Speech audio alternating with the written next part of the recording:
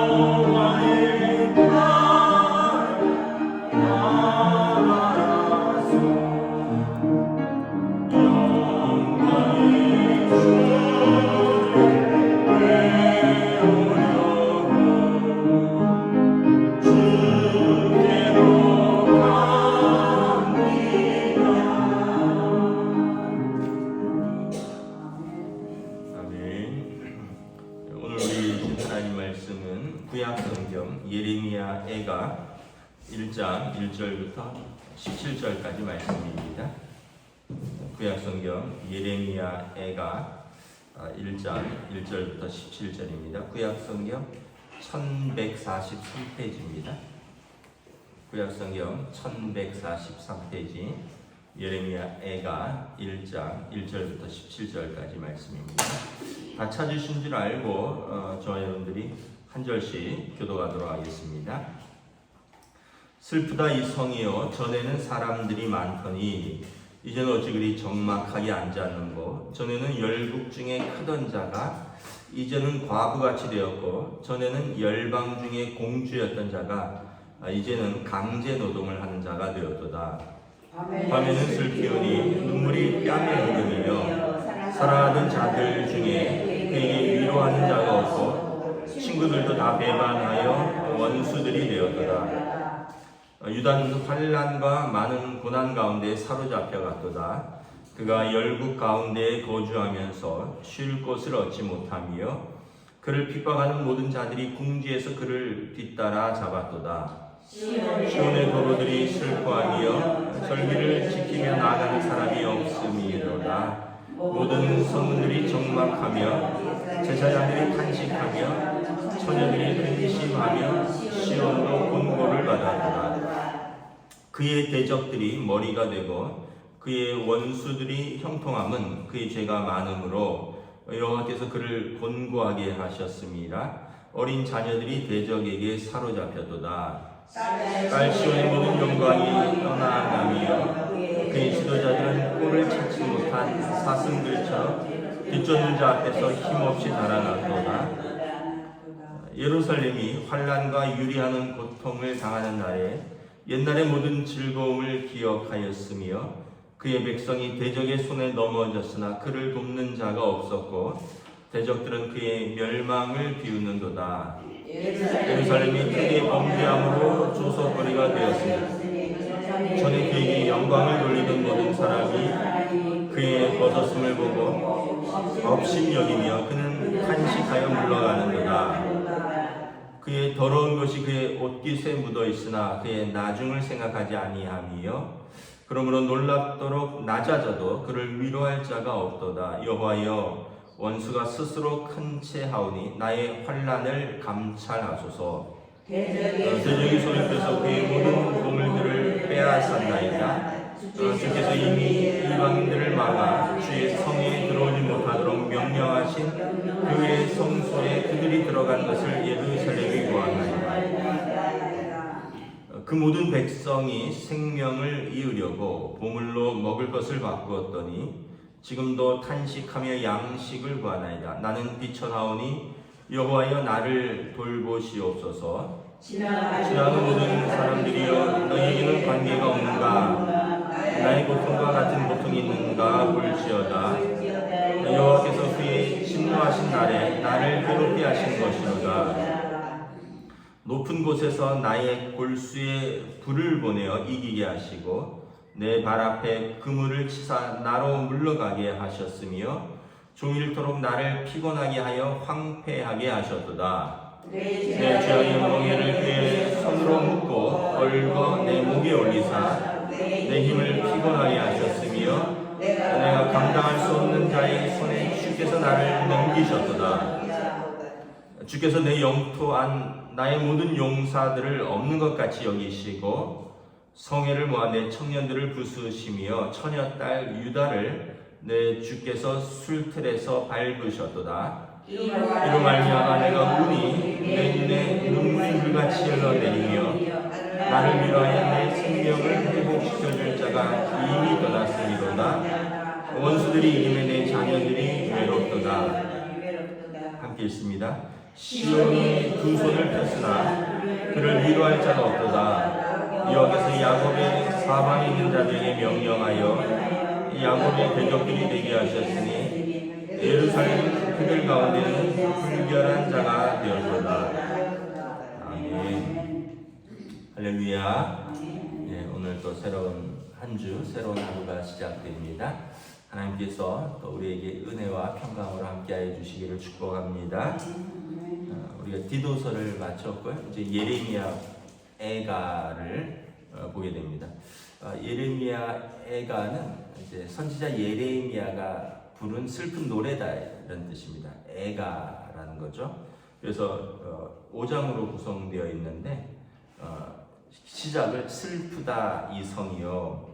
슬프다로 이제 시작을 하고 있습니다. 2장도 슬프다. 그래서 여기서 이제 슬프다라는 표현이 반복되고 있습니다. 뭐가 슬프냐 하면 예루살렘이 멸망한 것입니다. 하나님의 영광의 도성인 이제 예루살렘. 또 예루살렘은 평강의 도시라는 뜻이 있습니다. 샬롬의 성이라는 뜻인데 샬롬이 깨어진, 평강이 깨어졌고 또 시온에 하나님께서 이제 맺으셨던 언약들을 다 깨어졌다라는 거예요. 그래서 지금 예루살렘이 함락됐고 성전이 파괴됐고 이스라엘 백성들은 좀 뭐 건강하고 또 똑똑하고 일할 만한 사람들은 다 바벨론으로 포로로 끌려갔습니다. 이 예루살렘에 남아 있는 사람들은 뭐 데려가봤자 뭐 노동력에 별 도움이 안 되는 뭐 죄송하지만 연세 드신 뭐 어른들, 왜냐하면 먼 길을 가서 뭐 병들고 거기서 일도 못 시키니까 그런 사람들만 남겨두고 젊은 사람들, 뭐 건강한 남녀, 똑똑한 사람들, 심지어 이제 아기들도 다 끌고 갔어요. 거기서 뭐로 자라냐면 종으로 자라는 겁니다. 그래서 이 모든 것을 이제 지켜보는 선지자 예레미야가 슬프다라고 노래를 부르는 것입니다. 그래서 예루살렘 유다의 패망, 예루살렘의 함락, 성전의 파괴, 그리고 약속의 땅에서의 추방 이런 모든 비극적인 현상들을 보면서 슬퍼하지 않을 수가 없는 것이죠. 그런데 이제 선지자가 보는 관점은 뭐냐하면 이것은 우리의 죄 때문이다라는 것입니다. 우리의 죄 때문이다. 5절에 보면 그의 대적들의 머리가 되고 그의 원수들이 형통하면 그의 죄가 많음으로 여호와께서 그를 곤고하게 하셨습니다. 또 8절에 보면 예루살렘이 크게 범죄함으로 조속거리가 되었다. 또 14절에도 보면 내 죄악의 멍에를 그의 손으로 묶어 내 목에 올리셨다. 그래서 주께서 나를 감당할 수 없는 자의 손에 넘기셨다. 여러분 우리가 이제 믿는 사람들의 특징은 뭐냐 하면 어려움을 다른 사람에게로 돌리는 것이 아니라 먼저 내가 하나님 앞에서의 범죄와 하나님 앞에서의 깨어진 관계는 없는가를 돌아보는 것에서부터 시작을 합니다. 사실은 어떤 면에서 보면 이제 우리가 이렇게 생각할 수 있겠죠. 나라가 힘이 없어서 졌다. 왜냐하면 바벨론이라는 강대국이 일어났으니까 그 강대국에 의해서 주변 나라들도 밟혔거든요. 그러니까 우리가 생각할 때 나라가 힘이 없어서 그렇다. 그럼 뭐 정치인들 탓을 할 수도 있고 또 어떤 면에서 보면 뭐 그 국방이 뭐 무너졌으니까 뭐 군인들 탓을 할 수도 있고 또 한편으로는 뭐 이건 어쩔 수 없다. 바벨론이 강대국이 지금 뭐 다 밟고 있는데 근데 그렇게 하지 않고 선지자는 항상 이것은 하나님과의 관계 속에서 우리가 문제는 없었는가로 돌아봅니다. 그래서 이제 우리의 죄를 돌아보니 하나님께서 우리를 외면하신 것이다. 이렇게 고백을 한 거죠. 우리의 죄가 하나님과의 관계를 깨었고 결국 하나님께서 우리를 외면하시니 죄가 우리 삶을 파괴했다라고 고백을 하는 것입니다. 그러면서 1절부터 이렇게 1절에 보면 전에는 그 하나님 앞에서 이제 전에는 다윗과 솔로몬 때를 말하는 겁니다. 하나님께서 그들과 함께 알고 나라가 부강할 때 그때와 이제는 지금은 하나님의 징계를 받아서 죄 때문에 파괴되고 심판을 받고 있는 이제를 계속 비교합니다. 1절을 보면 슬프다 이 성이여 전에는 사람들이 많지만 이제는 어찌 그리 적막하게 앉았는고. 그때 다윗과 솔로몬 시대에 존귀했던 예루살렘, 강대했던 예루살렘. 그런데 이제는 적막하게 앉았다는 거예요. 예루살렘 성이 불에 탔고 성전이 불에 탔고 여기에 앉아있는 사람이 없다는 거예요. 전에는 열국 중에 크던 자가 이제는 과부같이 되었고 모든 나라들 중에서 강대국이었죠. 다윗과 솔로몬 때는 그 주변국들이 다 다윗과 그 예루살렘 그 유대와 그 조약을 맺고 거기다 조공을 바치던 강한 나라였는데 지금은 그 과부같이 되었다는 거예요. 찾는 이도 없고 이제는 뭐 외면받는 나라가 되었다는 거죠. 전에는 열방 중에 공주였던 자가 이제는 강제 노동을 하는 자가 되었다. 하나님이 함께 하시던 때는 그 모든 나라들 중에 공주처럼 존귀한 나라였는데 이제는 종의 나라가 되었다는 거죠. 이제는 강제 노동을 하는 자가 되었다는 거죠. 그래서 밤에는 슬피우니 눈물이 뺨에 흐르고 사랑하는 자들이 다 그에게서 등을 돌렸고 위로하는 자가 없고 친구들이 배신하고 원수들이 되었도다. 3절에 보면 유다는 환난과 많은 고난 가운데 사로잡혀 갔도다. 그가 열국 가운데 많은 나라들에게로 흩어지고 포로로 잡혀가면서 쉴 곳을 얻지 못하는 나라가 되었도다라는 것입니다. 그래서 이제 이 현상을 보면서 이것이 어디에서 왔는가? 뭐 외부로 시선을 돌리지 않고 뭐 정치인들에게 이제 비난하는 것이 아니라 이것은 하나님을 떠난 우리 죄다라는 것이에요. 여러분 이것이 이제 우리 신앙인들의 자세입니다. 우리가 한참 어떤 면에서 보면 이제 뭐 여러 가지 통계를 보면 대한민국이 80년 초반까지만 해도 이렇게 이제 신앙적으로 막 일어나던 때였습니다. 그래서 사실은 뭐 우리가 그 선교의 역사가 한 140년, 150년 정도 되는데요. 근데 100년간은 계속해서 일어나던 시기였습니다. 근데 그 일어나던 시기 100년은 여러 가지 여건이 별로 좋지 않을 때였습니다. 일제시대였죠. 조선시대였죠. 일제시대였죠. 6.25 전쟁 중이었죠. 그러면서 뭐 그 왕권 아래에 있을 때, 남의 나라의 압제 아래에 있을 때, 전쟁 중에 있을 때, 그리고 제일 가난할 때, 전 세계에서 제일 가난할 때, 이때만 하더라도 이상하게 여러분 압제 가운데 있을 때, 어려울 때, 가난할 때, 이럴 때 한국에서 기독교가 계속해서 성장을 했었습니다. 믿는 사람들이 교회가 이곳저곳에 세워지고 많은 사람들이 모여서 기도하고 그리고 우리 아이들이 교회 학교에 넘쳐나고.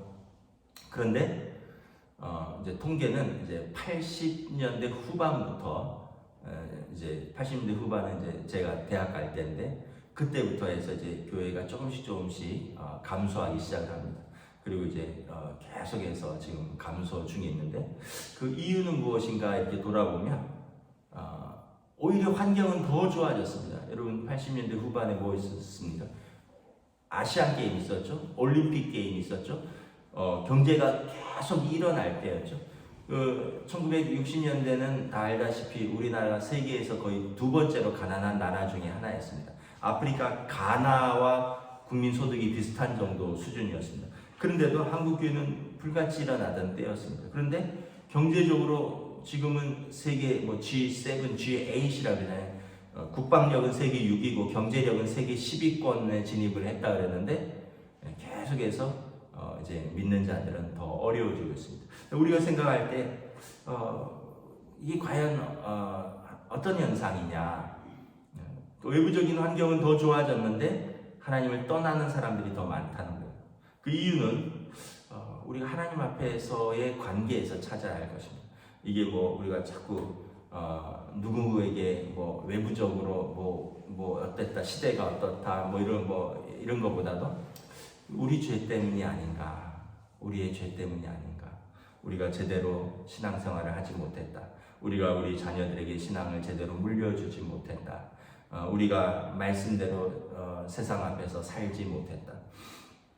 그래서 여러분 지금 좀 안타깝지만 또 부끄럽지만 대기독교 신뢰도가 천주교가 1위고요, 불교가 2위고 기독교가 3위입니다. 우리 기독교가 종교인들 중에서 세상 사람들이 볼 때 제일 신뢰하지 못하는 종교다, 이런 통계가 나오고 있습니다. 우리가 생각할 때 세상 사람들이 왜 이렇게 완악하냐, 이게 아니라 항상 우리 안에서 찾아야겠죠. 우리가 잘못해서이다. 우리가 제대로 된 믿음의 삶을 보여주지 못했기 때문이다. 사실 불교는 은둔의 종교입니다. 그냥 자기 수행하고 산에서만 가만히 있기 때문에 뭐 그냥 가만히만 있는 종교예요. 그런데 예전에는 기독교가 봉사도 많이 하고 나름대로 사회 개혁적인 일도 많이 하고 이랬는데 어느 순간 보니까 뭐 가까이 있는 기독교인들을 보니까 굉장히 이기적이고 뭐 우리랑 다를 바가 없고, 저 사람들하고 함께 있으면 더 뭐라 그러니까 왜 예수 믿느냐, 뭐가 우리랑 다르냐, 우리보다 심지어 더하다, 이런 이야기들이 나온다는 거죠. 그래서 사람들이 점점 교회로부터 등을 돌리고 외면한다는 것입니다. 저희 막내가 대학을 다니는데 좀 물어봐요.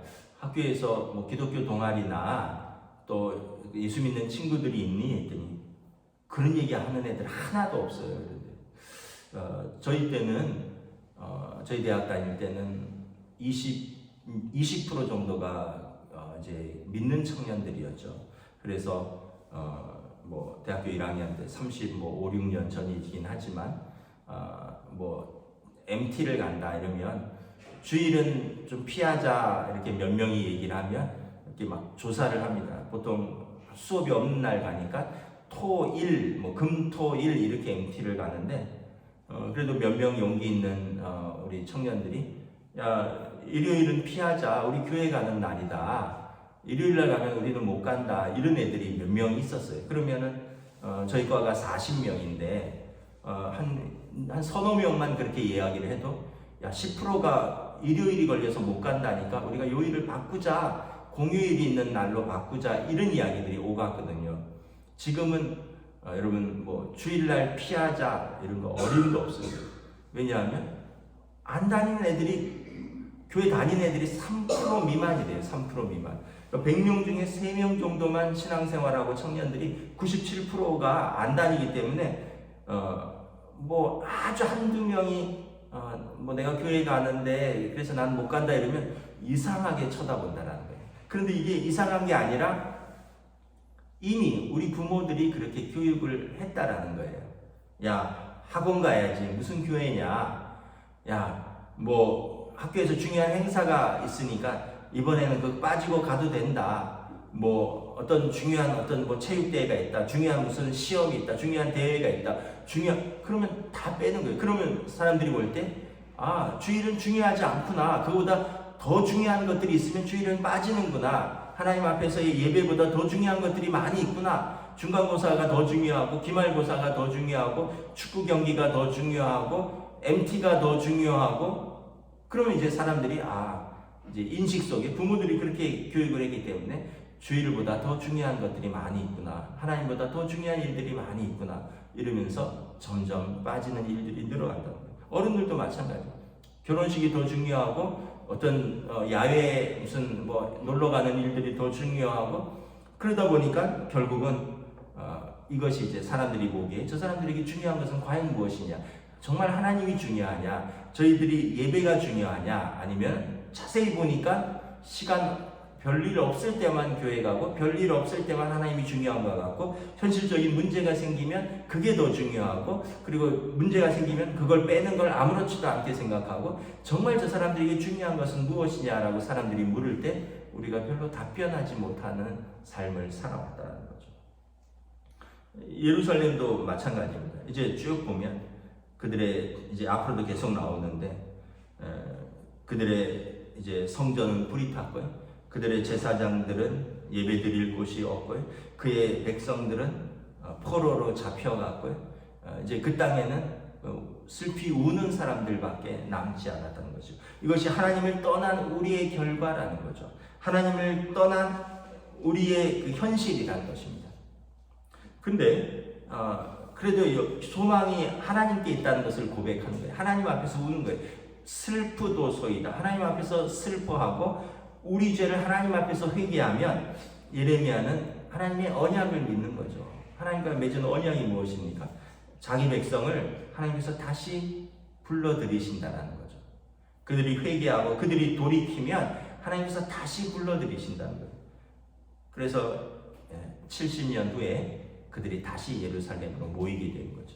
느헤미야, 에스라, 학개 이럴 때 하나님께서 그들을 다시 예루살렘으로 불러들입니다. 다시 성전이 지어집니다. 다시 성벽이 지어집니다. 다시 하나님 앞에서 말씀을 듣는 사람들이 생깁니다. 다시 하나님 앞에서 그들의 죄악을 고백하고 그들의 죄악을 끊고 다시 하나님 앞에서 예배드리는 사람들이 생겨나는 거죠. 그래서 회복도 하나님께 있다라는 거예요. 심판도 하나님께 있지만 회복도 하나님께 있다라는 것입니다. 우리가 하나님 앞에 엎드리는 이유는 우리의 잘못도 하나님 앞에서의 잘못이지만 우리를 용서하시고 우리를 회복시키시는 분도 하나님이시다라는 것입니다. 그래서 예레미야 선지자가 백성들을 대신해서 우는 거죠. 지금 울 사람도 없어요. 다 흩어졌습니다. 다 포로로 갔습니다. 여기 보면 딸 시온이여 이런 표현들이 많이 나옵니다. 6절에 딸 시온의 영광이여. 이제 예루살렘은 그러니까 히브리어는 남성 여성형이 있는데 나라 땅은 여성형입니다. 그러니까 어떤 면에서 보면 하나님의 딸이 울고 있다라는 거예요. 하나님의 자녀들이 울고 있다라는 거예요. 하나님 우리를 긍휼히 여기소서. 우리가 잘못해서 우리를 감당할 수 없는 올무가 우리의 목에 씌워졌지만 하나님 당신의 딸이 울고 있습니다. 하나님 우리를 긍휼히 여기소서. 말씀을 정리하도록 하겠습니다. 여러분 우리가 하나님 앞에서 우리 죄를 고백하는 사람들도 하나님의 백성이고 하나님 앞에서 우는 사람들도 하나님의 백성들이고 하나님 앞에서 회복을 기도하는 자도 하나님의 백성들입니다. 하나님 앞에서 울고 회개하고 하나님 앞에서 회복을 고백할 때 하나님께서 자기 백성을 외면하지 아니하시는 줄 믿습니다. 기도하겠습니다. 하나님 은혜를 감사합니다. 다시 한번 말씀을 통하여 우리를 돌아보고 우리를 점검합니다. 예레미야 선지자는 참으로 유다가 멸망하고 성전이 불타고 성벽이 무너지고 그리고 하나님의 백성들은 포로로 잡혀가서 열국 중에 존귀하던 자들이 지금 외면받고 버림을 받는 것은 우리의 죄 때문입니다. 우리의 죄악이 커서 하나님과의 관계가 깨어졌고 결국 우리의 대적들에게 우리가 멸망을 받은 것입니다. 그래서 문제를 외부로 돌리거나 또 누구 탓을 하는 것이 아니라 우리의 죄를 돌아보고 하나님 앞에서 울며 하나님 앞에서 회복을 꿈꾸며 하나님의 자비와 긍휼을 바라는 선지자의 모습을 바라봅니다.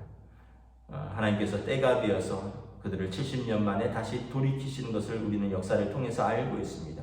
오늘 우리도 우리의 삶에서 또 우리의 가정에서 우리의 교회에서 또 우리 한국 교회에서 우리의 삶의 모든 영역에서 하나님 앞에서 진실하게 우리 문제를 돌아보게 하시고 하나님 앞에서 무릎 꿇게 하시고 하나님 앞에서 울며 하나님 앞에서 우리의 회복을 위해서 기도하는 예레미야 같은 하나님 앞에서 우는 저희들로 인도하여 주시옵소서. 감사를 드리오며 우리 주 예수 그리스도 이름으로 기도드리옵나이다. 아멘. 하늘에 계신 우리 아버지 아버지의 이름을 거룩하게 하시며 아버지의 나라가 오게 하시며 아버지의 뜻이 하늘에서와 같이 땅에서도 이루어지게 하소서.